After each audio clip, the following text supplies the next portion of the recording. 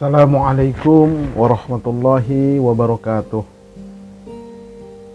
Alhamdulillahi wa kafa, wassalatu wassalamu ala rasulihil mustafa wa ala alihi wa sahbihi wa man ihtada, amma ba'd. Pertama dan paling utama, tiada kata yang pantas untuk kita ungkapkan kecuali puji dan syukur kehadiran Allah Subhanahu wa ta'ala dengan melafazkan kalimat hamdalah, alhamdulillahi rabbil alamin. Salawat dan salam semoga Allah sampaikan keharibaan uswatun hasanah kita, Nabi kita Muhammad sallallahu alaihi wasallam.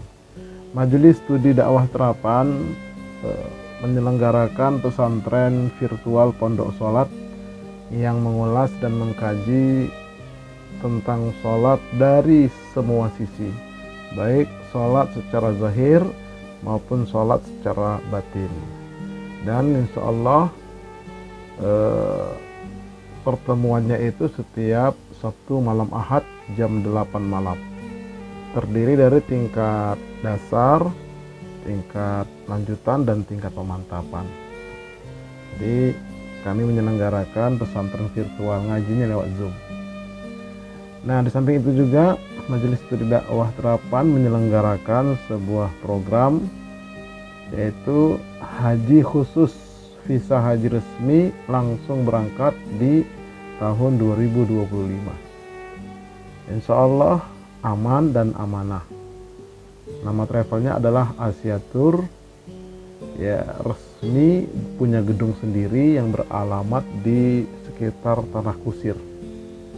Insya Allah silakan yang mungkin ada yang mau berangkat haji tahun 2025 langsung tanpa antri, atau ada saudara atau ada sahabat dan sebagainya, silakan dijapri kepada saya. Insya Allah ya, aman dan amanah insya Allah. Baik, yuk kita luruskan niat kita kembali.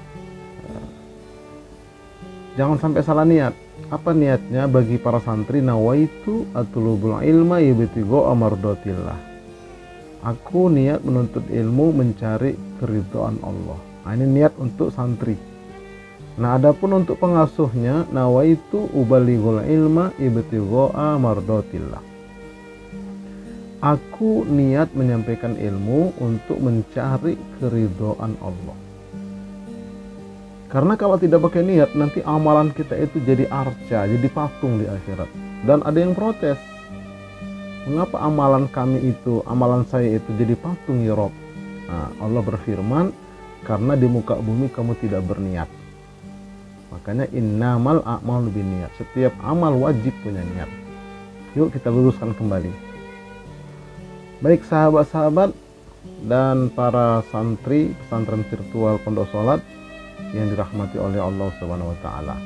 Ini hadiah bagi orang yang rajin thalabul ilmi, baik offline maupun online seperti ini.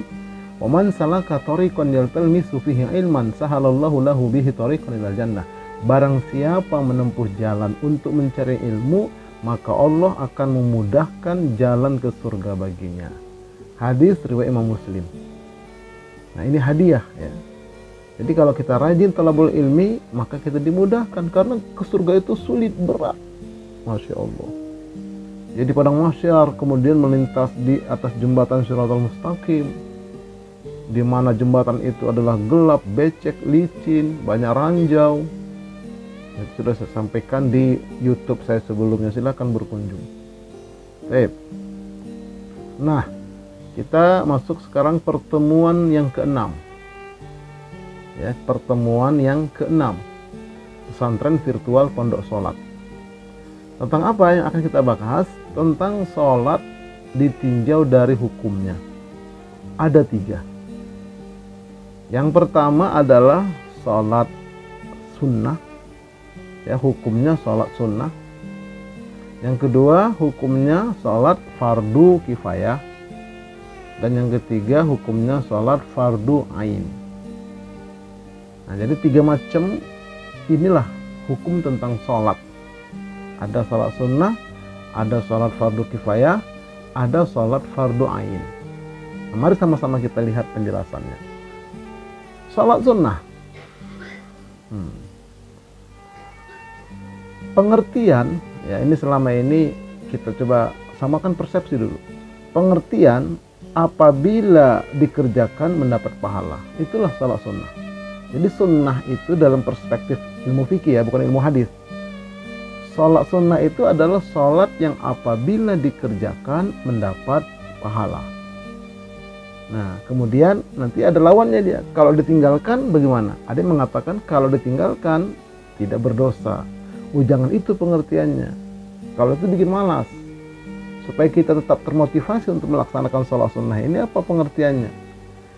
Jika ditinggalkan maka ia rugi. Ada kesempatan, sehat, kenapa nggak dikerjakan? Rugi. Misalnya begini, kok Anda habis sholat wajib, sholat maghrib itu kok Anda nggak sholat sunnah sih? Dijawab sama kawannya, itu sunnah ini kan nggak apa-apa, kan nggak berdosa kan? Memang nggak berdosa, tapi kan Anda bisa rugi nanti. Ada kesempatan dan pahalanya besar. Nah, jadi kalau sudah terbentuk mindset berpikirnya bahwa sholat sunnah itu apabila dikerjakan mendapat pahala, apabila ditinggalkan rugi, nah itu dia akan lebih semangat. Nah, kita belum bicara sholat sunnahnya, ini baru pengertian saja secara hukum. Jadi sekali lagi, sholat sunnah itu apabila kita kerjakan diberi pahala, apabila kita tidak kerjakan rugi kita. Kenapa? Ada kesempatan Allah berikan tapi tidak kita laksanakan. Oke ya, mudah-mudahan jadi motivasi buat kita dan buat saya, buat keluarga saya, buat kita semua lah, agar kita lebih termotivasi untuk menegakkan salat sunnah ini. Baik. Nah, kemudian sunnah dalam perspektif ilmu fikih ada disebut dengan sunnah muakkadah atau muakkad dan sunnah ghairu muakkad. Apa itu maksudnya? Kita lihat. Sunnah muakkad itu adalah sholat sunnah yang sangat dianjurkan untuk mengerjakannya. Itu kalau yang dikatakan sholat sunnah muakkad. Nah, sementara sholat sunnah ghairu muakkad adalah, ini contohnya adalah 10 rakaat qobliyah dan ba'diyah dari sholat fardu. Tapi kita belum bahas itu. Nanti ada pertemuannya dia. Qobliyah dan ba'diyah. Ya, qobliyah zuhur, ba'diyah zuhur dan seterusnya nanti. Ada 10 rakaat sehari semalam, atau ada juga 12 rakaat hadisnya. Nah, itu namanya muakkad, sangat dianjurkan. Adapun yang ghair muakkad adalah salat sunnah yang dianjurkan tanpa penekanan yang kuat. Nah, jadi penekanannya beda sama yang muakkad. Nah, ini dikerjakan silakan, tidak dikerjakan juga tidak apa-apa. Ya, dalam arti kata tidak begitu kuat penekanannya, beda dengan muakkad. Apa itu contohnya? Contohnya salat sunnah 2 rakaat qobliyah asar dan qobliyah maghrib. Qobliyahnya ya, maghrib qobliyahnya. Kalau ba'diyahnya itu muakkad. Tapi qobliyah maghrib itu adalah ghair muakkad. Makanya begitu habis azan ada orang yang sholat sunnah qobliyah maghrib. Tapi ada juga mungkin dia niatnya bukan qobliyah maghrib tetapi tahiyatul masjid, karena dia bermasuk. Atau juga orang niatnya sholat sunnah wudu karena dia bermasuk. Ya. Jadi inilah pengertian sholat sunnah. Ada sholat sunnah muakkad dan ada sholat sunnah ghairu muakkad. Baik, yang kedua sekarang bagian B, sholat fardu kifayah. Nah, apa yang dimaksud dengan sholat fardu kifayah? Secara bahasa, fardu kifayah itu dapat diartikan sebagai kewajiban kolektif, kewajiban bersama-sama, kewajiban bareng-bareng. Nah, itu namanya fardu kifayah. Jadi sama-sama kita bertanggung jawab dan berkewajiban untuk mengerjakan itu. Ya. Nah, secara syar'i fardu kifayah adalah kewajiban yang harus dilaksanakan oleh sekelompok orang. Tuh. Namun apabila satu orang saja yang melaksanakan tugas itu, maka kewajiban tersebut sudah terpenuhi bagi seluruh umat. Jadi di situ bedanya, di situ fardu kifayah ini. Memang kewajibannya kewajiban bersama, kewajiban kolektif. Tetapi andai kata satu orang saja mengerjakan, maka yang lain sudah tidak berdosa. Tapi kalau tidak dilaksanakan oleh seorang pun, maka satu kampung itu berdosa. Itu. Jadi itu dikatakan sholat sholat fardu kifayah. Ada orang meninggal, nggak ada yang nyolatkan satu pun, langsung ditanam aja begitu, itu satu kampung berdosa.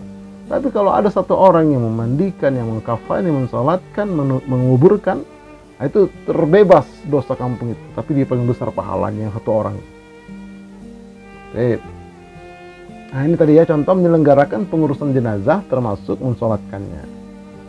Disebutkan dalam hadis an Abi Hurairah anna Rasulullah sallallahu alaihi wasallam man ittaba'a janazata muslimin imanan wa ihtisaba wa kana ma'ahu hatta yusalla 'alaiha wa yafrugha min dafniha fa innahu yarji'u min al-ajri bi qiratain kullu qiratin mithlu uhudin wa man shalla 'alaiha thumma raja'a qabla an tudfana fa innahu yarji'u bi qiratin. Siapa yang ikut menyelenggarakan jenazah seorang muslim dengan penuh keimanan dan keikhlasan, dan ia ikut mensalatkannya dan memakamkannya, maka dia pulang mendapatkan pahala sebanyak 2 qirat. 1 qirat seperti gunung Uhud, bukit Uhud. Siapa yang ikut mensalatkan kemudian kembali sebelum dimakamkan, maka ia pulang dengan pahala 1 qirat. Jadi kalau ikut sholat saja itu pahala 1 qirat. Tapi kalau dia ikut sholat dan mengantarkan ke pemakaman, bukan menurunkan, tapi mengantarkan saja, apalagi yang menurunkan ke lubang liang lahat itu. Ini mengantarkan saja ke pemakaman, dia ikut, maka dia dapat pahala 2 qirat. Nah, 2 qirat itu artinya 2 gunung Uhud. Ya, ada Jabal Uhud, ada gunung Uhud.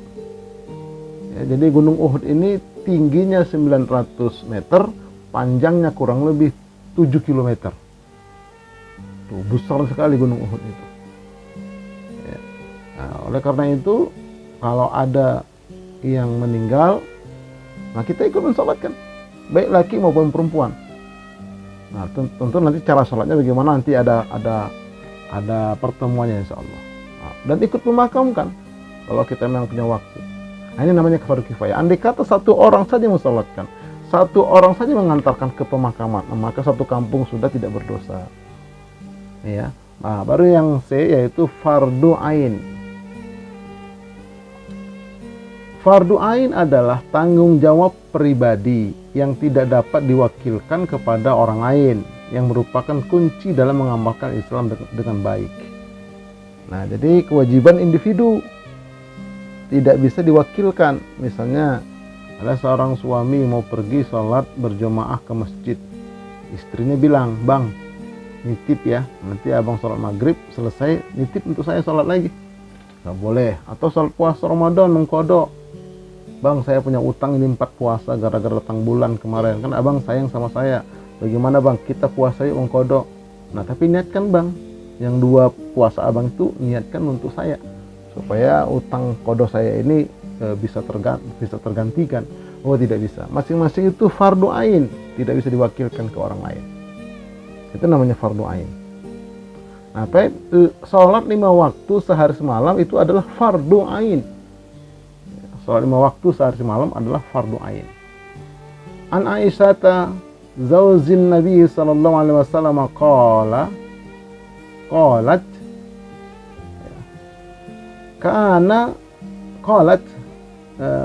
Aisyah berkata, "Kana awwala mafturidu ala Rasulillah sallallahu alaihi wasallam as-salatu rak'atani illa al-maghrib fa innaha kanat thalathan thumma atamma Allahu az-zuhra wal 'asra wal isya al-akhirata arba'an fil hadari wa aqara as-salata ala fardiha al-awwali fi safar." Pertama yang diwajibkan sholat kepada Rasulullah Sallallahu Alaihi Wasallam adalah 2 rakaat, kecuali sholat maghrib yang 3 rakaat. Kemudian Allah sempurnakan jumlah rakaatnya, zuhur, asar, dan isya itu akhirnya 4 rakaat dalam kondisi hadir tidak safar, dan ditetapkan sholat sebagaimana kewajibannya yang awal di waktu safar. Jadi disebutkan dalam hadis ini bahwa kata Aisyah radhiyallahu anha, ditetapkannya sholat 5 waktu itu ya awalnya 2 rakaat kecuali maghrib.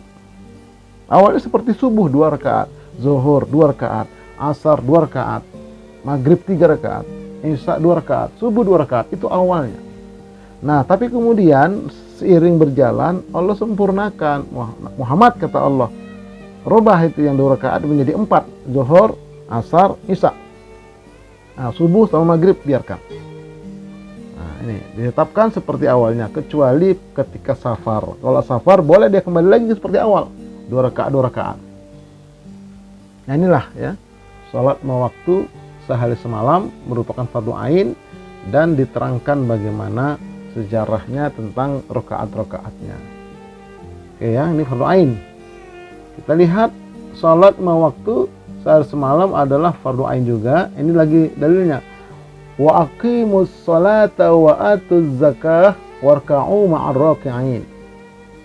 Tegakkanlah sholat, tunaikanlah zakat, dan rukuklah bersama dengan orang-orang yang ruku. Al-Baqarah ayat 43. Ini dalil Al-Qur'annya bahwa sholat itu merupakan fardu ain, perintah wajib. Ya, kemudian menjaga sholat 5 waktu. Allah berfirman, hafizu ala salawati was salatil wusta wa qumu lillahi qanitin. Peliharalah semua sholat fardu itu dan sholat wusta, dan laksanakan sholat karena Allah dengan khusyuk. Ya. Jadi ayat ini menjelaskan kewajiban untuk menjaga sholat 5 waktu dalam sehari semalam, mulai dari sholat subuh, zuhur, asar, atau sholat wusta, maghrib, dan isya. Nah, diriwayatkan dari Zaid bin Sabit, Rasulullah selalu melakukan sholat zuhur meskipun pada siang hari yang panas terik, yang bagi para sahabat dirasa berat. Nah, jadi ini dalil bahwa kita diperintahkan oleh Allah untuk senantiasa menjaga, menegakkan sholat 5 waktu itu. Oke, apa keutamaan sholat 5 waktu itu? Kita lihat keutamaannya. 1. Dapat mencegah dari perbuatan keji dan perbuatan munkar. Allah berfirman, utlu ma uhiya ilaika minal kitabi wa aqimis sholah innas sholata tanha 'anil fahsya'i wal munkar wa la dzikrullahi akbar wallahu ya'lamu ma tasna'un. Artinya, bacalah apa yang telah diwahyukan Allah kepada engkau Muhammad, yaitu Al-Quran, dan dirikanlah salat. Sesungguhnya salat itu mencegah dari perbuatan-perbuatan fahsya dan munkar, dan sesungguhnya mengingat Allah atau salat adalah lebih besar keutamaannya daripada ibadah-ibadah lain, dan Allah mengetahui apa yang kamu kerjakan. Jadi dalam ayat ini di antara faedah yang bisa kita ambil adalah bahwa sholat 5 waktu itu dapat mencegah dari perbuatan fahsya dan perbuatan munkar. Apa itu fahsya? Fahsya itu adalah semua perbuatan yang mengarah kepada penyelewengan seksual, pornografi, porno aksi, selingkuh, dan sebagainya. Itu namanya fahsya. Dia dapat mencegah itu. Dapat mencegahnya munkar. Apa itu munkar? Munkar ini segala macam bentuk pelanggaran agama. Mencuri, korupsi, manipulasi, berbohong, curang, semua yang mungkar-mungkar itu namanya mungkar, pelanggaran agama. Jadi orang yang betul-betul sholat, dia sholatnya betul, ya, secara syariat betul, secara batinnya betul, secara zahirnya betul, maka dia akan bisa mencegah diri orang yang sholat itu dari perbuatan fahsya dan munkar. Masalahnya, rajin sholat kok masih fahsya, Ustaz? Rajin sholat kok masih munkar? Itu tanya sholatnya belum benar. Belum benar sholatnya, dipastikan itu belum benar. Kalau sudah betul-betul sholatnya benar, dia terhindar dari itu semua. Nah, bagaimana supaya benar? Inilah kita buat pesantren virtual pondok sholat ini.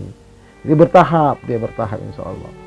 Dan sesungguhnya mengingat Allah itu sholat lebih besar utama. Jadi ibadah-ibadah lain yang kita laksanakan itu sholat lebih utama, pahala lebih besar di sisi Allah. Makanya kita perbagus sholat kita, ya. Perbaiki sholatmu, Allah akan memperbaiki keadaanmu dunia akhirat. Oke, yuk ini. Jadi ini menjadikan motivasi kita, dan ini menjadikan motivasi saya. untuk membuat atau menjelanggarakan pesantren virtual yang insya Allah ke depan mohon doanya bisa menjadi pesantren faktual, ada wujudnya. Misalnya di daerah Sukabumi sana, kaki Gunung Salak, ini ada sana. Kita buat perumahannya, menginap di sana, sambil muhasabah diri. Nah itu, mengkaji tentang sholat ini. Baik, itu yang pertama. Yang kedua, dapat menghapus kesalahan-kesalahan atau dosa-dosa kecil. An Abi Hurairah annahu sami'a Rasulullah sallallahu alaihi wasallam yaqul ara'aitum law anna naharan bi babi ahadikum yaghtasilu fihi kulla yawmin khamsan mata qulu dzalika yubqi min daranihi qalu la yubqi min daranihi syai'a qala fadzalika mithlu salawatil khamsi yamhullahu bihil khotoya. Artinya, bagaimana pendapat kalian seandainya ada sungai di depan pintu rumah salah seorang dari kalian, lalu dia mandi 5 kali setiap hari di sungai itu, apakah kalian menganggap masih ada kotoran daki yang tersisa pada badannya?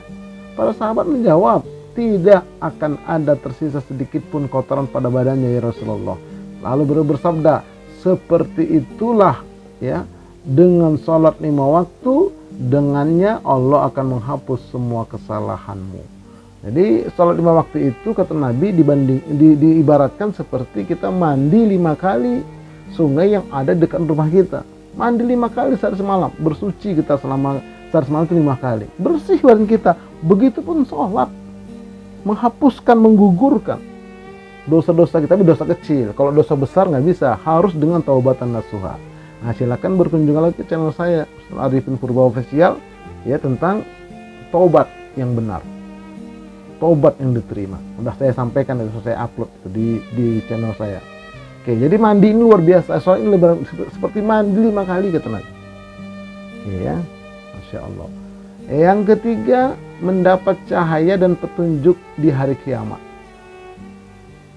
An Abdullah bin Amr anin Nabi sallallahu alaihi wasallam qala annahu dzakara salata yauman faqala man hafaza 'alaiha kanat lahu nuran wa burhanan wa najatan yaumal qiyamati wa man lam yuhafiz 'alaiha lam yakun lahu nurun wala burhanun wala najatun wa kana yaumal qiyamati ma'a qaruna wa fir'auna wa hamana wa ubayy bin khalaf. Barang siapa yang menjaga sholat 5 waktu, kata Nabi, ia akan mempunyai cahaya, bukti, dan keselamatan kelak di akhir kiamat. Jadi nanti dia punya cahaya, punya bukti, punya sertifikat kebaikan, punya tiket surga, dan ya bukti keselamatan kelak di hari kiamat. Jadi mendapatkan cahaya, mendapatkan bukti atau tanda, dan seterusnya, kebaikan-kebaikan. Dan barang siapa yang tidak menjaga sholat 5 waktu, maka ia tidak mempunyai cahaya, tidak punya bukti, tidak akan selamat pada hari kiamat, dan ia akan ditinggal bersama dengan Qarun, dikumpulkan dengan Fir'aun, dikumpulkan dengan Haman dan Ubay bin Khalaf. Inilah bagi orang-orang yang tidak menjaga sholat 5 waktu. Artinya pelentang-pelentung sholat. Ini kita kerjakan sholat 5 waktu, lalu kita memperbaikinya dengan belajar. Masya Allah, ini hadisnya sahih. Nah, kemudian yang keempat, sholat adalah penyejuk mata dan penghibur jiwa. An Anasin qala Rasulullah sallallahu alaihi wasallam hubbiba ilayya minad dunya an-nisa'u wat-tayyib wa ju'ila qurratu 'aini fi shalah. Dari Anas dia berkata bahwa Rasulullah sallallahu alaihi wasallam bersabda, dijadikan kesenanganku dari dunia dan pada wanita dan pada minyak wangi, dan dijadikan penyejuk mataku adalah sholat. Jadi Rasulullah itu kalau sudah sholat, sejuk rasanya, tenang rasanya, karena menghadap Allah. Nah, itu udah setingkat tinggi. Nah, kita harus berusaha juga seperti itu, karena memang Rasulullah itu untuk dicontoh. Cuman nanti kadarnya beda. Ya, walaupun kadar bisa 10% kita mencontoh Nabi, mendapatkan itu, penyejuk itu, entah 15% atau 20%, Masya Allah. Yang penting kita berikhtiar. kita berusaha, dan ada tekad keinginan yang kuat untuk memperbaiki sholat kita dengan cara belajar seperti ini. Ya. Kemudian yang kelima, ditinjau, ya, dijanjikan akan mewarisi surga Firdaus. Walladzina hum ala salawatihim yuhafizun ulaika humul warithun alladzina yarithunal firdaus wa hum fiha khalidun. Orang-orang yang memelihara salat mereka, mereka itulah orang-orang yang akan mewarisi, yaitu orang-orang yang akan mewarisi surga Firdaus. Mereka kekal di dalamnya untuk selama-lamanya. Firdaus ini adalah surga tower yang paling tinggi. Jadi surga itu ada 8 tower, bukan 8 pintu, 8 tower. Masing-masing tower punya kamar, punya pintu, dan seterusnya. Nah, tower yang paling tinggi itu adalah Firdaus. Di sanalah para nabi, para rasul, syuhada, ya, salihin, siddiqin. Nah, jadi orang-orang yang menjaga sholat 5 waktu itu, maka dia akan dimasukkan sebagai ahli waris surga Firdaus. Misalnya kita punya gelas itu ada tutup di atasnya dan ada pegangannya. Nah, pegangannya itulah Firdaus, yang lainnya di bawah. Paling tinggi Firdaus. Bagi siapa? Bagi orang yang selalu menjaga sholat 5 waktu. Menjaga waktunya, menjaga kehusuannya, menjaga keilmuannya, dan seterusnya. Baik, yang keenam, membuat jiwa menjadi tenang. Alladzina amanu wa tatma'innu qulubuhum bi dzikrillah. Ala bi dzikrillahi tatma'innul qulub. Yaitu orang-orang yang beriman dan jiwa mereka menjadi tenang dengan mengingat Allah. Ingatlah, hanya dengan mengingat Allah jiwa menjadi tenang. Mengingat Allah, bagaimana caranya dalam ayat ini? Mengingat Allah dengan cara sholat. Jadi orang yang betul-betul sholatnya secara zahir, berilmu, secara batin khusyuk, betul-betul dia berikhtiar ke arah sana, nah, maka jiwanya tenang. Jiwanya tentram. Ustaz, saya sudah sholat kok rajin, kok jiwa saya masih belum tentram ya Ustaz, belum tenang ya. Nah, itu dipertanyakan sholatnya. Dipertanyakan, itu masih dipertanyakan sholat. Kalau sholatnya sudah betul-betul ya sesuai dengan syariat atau mendekatilah ke sana dengan cara belajar, dan sholat zahir, sholat batinnya sudah betul-betul dia mengarah ke sana, Allah berikan ketenangan. Ini keutamaan sholatnya. Nah, oleh karena itu yuk kita tingkatkan kualitas tentang sholat kita. Yang ketujuh, sholat sebagai penolong manusia terkait urusan agama dan urusan dunia. Allah berfirman, wasta'inu bis-sabri was-shalah wa innaha lakabiratun illa 'alal khashi'in. Jadikanlah sabar dan sholat sebagai penolongmu, dan sesungguhnya yang demikian itu sungguh berat kecuali bagi orang-orang yang khusyuk dalam sholatnya. Nah, jadi kata Allah, jadikanlah sabar dan sholat sebagai penolong. Sabar sebagai penolong artinya kita dizalimin orang, kita sabar. Kita sabar, kita tidak berbuat, kita sabar, ya sudah. Mungkin dia tidak tahu dan sebagainya. Sampai kita dibully terus, hampirlah celaka, di situ Allah berikan pertolongan. Tuh, seperti itu tuh. Allah berikan pertolongan di situ. Dalam film juga banyak itu, wah sudah dizalimi, disakitin dalam film, tiba-tiba ada pertolongan. Nah, kira-kira begitulah. Ya, mereka mengambil ayat ini juga itu, bikin film itu. Sakit-sakit dulu, nanti ujung-ujungnya dia ditolong. Allah sudah memberikan lewat sholat dan sholat. Nah, jadi mintalah, makanya nanti ada sholat hajat, ya. Nanti kita akan ketemu nanti waktunya untuk belajar sholat hajat. Jadi ada hajat apa? Sholat, minta, kata Nabi. Bahkan tali sendal kamu putus, boleh kamu sholat hajat, minta digantikan oleh Allah. Nanti Allah kasihkan jalurnya, kita kerja, kita usaha, bisa kita beli. Nah, ini ya. Jadi luar biasa sholat ini bisa Allah berikan pertolongan lewat sholat dan lewat sabar. Dunia dan akhirat. Tip yang ke-8, pahala dan kebaikan yang besar telah disiapkan untuk hambanya yang mendirikan sholat. Abu Muhammad sami'tu Rasulullah SAW yaqul, khamsu salawatin katabahunna Allahu 'alal 'ibad. Faman ja'a bihinna lam yudayyi minhunna syai'a istighfafan bihaqqihinna kana lahu 'indallahi 'ahdun ayyudkhilahul jannah wa man lam ya'ti bihinna falaysa lahu 'indallahi 'ahdun in syaa 'adzabahu wa in syaa adkhalahul jannah. Aku mendengar Rasulullah sallallahu alaihi wasallam bersabda, 5 waktu salat yang telah diwajibkan kepada para hambanya.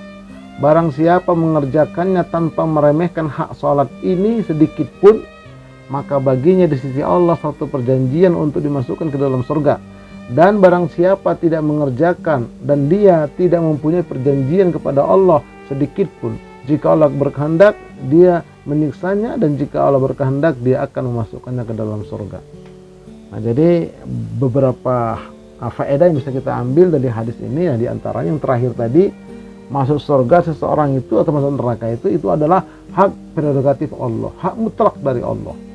Ya, kemudian dalam hadis ini juga kita bisa ambil hikmahnya bahwa sholat 5 waktu yang diwajibkan itu, ya, barang siapa mengerjakannya tanpa meremehkan hak sholat, artinya dia penuhi syarat rukun, bahkan yang sunnah-sunnah dalam sholat, khusyuknya dia dan seterusnya. Nah, maka dia diberikan perjanjian oleh Allah, yaitu akan dimasukkan dalam surga. Itu luar biasa sholat 5 waktu ini.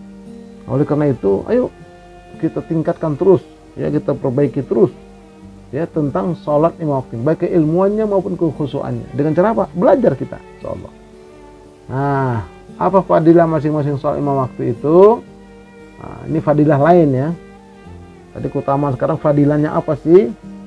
Fadilah salat subuh dan asar. An Abi Bakrin ibni Abi Musa an abihi anna Rasulullah sallallahu alaihi wasallam qala man shallal bardaini dakhalal jannah. Dari Abu Musa al-Ash'ari berkata, Rasulullah bersabda, barang siapa yang melakukan salat bardain, 2 salat dingin, maksudnya salat subuh dan salat asar, dia akan masuk surga. Ini keutamanya, fadilahnya. Jadi yang dikatakan salat 2 dingin itu adalah subuh, memang dingin lah. Asar pun begitu. Kita habis sholat asar masih ada bekas air wudu. Kebetulan itu masjidnya bertingkat, turun kita dari tangga di tempat luas, ketiup sama angin, wah segar sekali, dingin sekali. Nah, jadi sholat subuh, sholat asar ini kita jaga betul-betul, waktunya kita jaga, pelaksanaannya kita jaga, kita pelihara, maka dapat tiket, ya, dapat tiket dari Allah, yaitu akan dimasukkan ke dalam surga. Tiket surga. Setiap hari tiket lagi, banyak tiket kita, luar biasa. Nah, kemudian fadilah mandi Jumat, mendengarkan khutbah dan salat Jumat. An Abi Hurairah an Nabi sallallahu alaihi wasallam qala man iktasala thumma atal jumu'ata fa shalla ma qaddira lahu thumma ansata hatta yafrugha min khutbatihi thumma yusalli ma'ahu ghufira lahu ma bainahu wa bainal jumu'ati wal bainal jumu'atil ukhra wa fadlu 3 ayyam. Barang siapa mandi kemudian pergi sholat Jumat, lalu melakukan sholat sunnah semampunya, dan diam hingga selesai khutbah kemudian sholat Jumat, bersama imam, niscaya Allah akan mengampuni dosa-dosanya pada hari itu hingga Jumat yang akan datang ditambah 3 hari. Beberapa faedah yang bisa kita ambil. Pertama, mandi di hari Jumat, ya. Lalu dia berangkat ke masjid, sampai di masjid di sholat sunnah tahiyatul masjid atau sholat sunnah wudhu dulu, nanti baru tahiyatul masjid, baru nanti ada namanya sholat intizar. Nanti kita akan kaji, menunggu khatib naik mimbar. Nah, setelah khatib naik mimbar, dia diam mendengarkan khutbah dengan khusyuk. Nah, setelah khatib selesai, dia sholat bersama imam tadi, maka Allah ampunkan dosa-dosa yang telah berdosa-dosanya antara Jumat itu sampai Jumat akan datang. Diampunkan oleh Allah. Udah itu tambah lagi 3 hari. Jadi tambah 3 hari, 7 hari tambah 3 menjadi 10 hari. Nanti ketemu Jumat lagi, 7 hari tambah 3 10 hari. Nah, inilah luar biasanya fadilah daripada mandi Jumat dan sholat Jumat, mendengarkan khutbah dan seterusnya. Bagi perempuan bagaimana Ustaz? Kalau perempuan, ya, itu sholat Jumat itu ikhtiar dia. Boleh Jumatan, boleh kalau masjid itu disiapkan tempat. Tapi kalau enggak, ya sholat zuhur di rumah. Pahalanya sama insya Allah. Kemudian fadilah sholat isya dan subuh. Utsman ibnu Affan al-masjida ba'da salatil maghrib faqa'ada wahdah faqa'adtu ilaihi faqala ya ibna akhi sami'tu Rasulullah sallallahu alaihi wasallam yaqul man shallal isya fi jama'atin fa ka'annama qama nisfal lail wa man shalla subha fi jama'atin fa ka'annama shallal lail kullahu. Barang siapa yang mendirikan salat isya secara berjamaah seolah-olah ia melakukan salat setengah malam, dan barang siapa yang melakukan salat subuh secara berjamaah maka seolah-olah ia telah melakukan salat sepanjang malam. Nah, jadi faedahnya begini hadis ini. Kita salat isya berjamaah, itu hitungannya kita salat setengah malam dari mulai jam 6 maghrib itu sampai nanti jam 12 malam. Itu pahalanya. Ya, padahal kita tadi berjamaah isya saja. Tapi kita seperti orang yang sholat terus menerus, ya, selama 6 jam itu. Baik. Nah, kemudian kata Nabi, siapa yang sholat subuh berjamaah juga di awal waktu juga, nah maka dia seolah-olah dapat pahala dari mulai maghrib sampai ketemu terbit matahari, jam 6 pagi sore sampai jam 6 pagi lagi. Satu malam penuh dia dapat pahala sholat sunnah. Inilah keutamaannya. Tadilah daripada sholat isya berjamaah, sholat subuh berjamaah. Kalau tadi sholat subuh sama sholat asar, kalau ini isya sama subuh. Baik, wallahu a'lam bishawab. Kita bersambung pada pertemuan ke-7 insyaallah yang akan datang. Insya Allah. Nah, wallahu a'lam bishawab, dan Allah lah yang maha mengetahui terhadap kebenaran. Semoga bermanfaat. Kurang lebihnya mohon maaf. Kita tutup dengan doa kafaratul majelis. Subhanakallahumma wa bihamdika asyhadu an la ilaha illa anta astaghfiruka wa atubu ilaik. Assalamualaikum warahmatullahi wabarakatuh.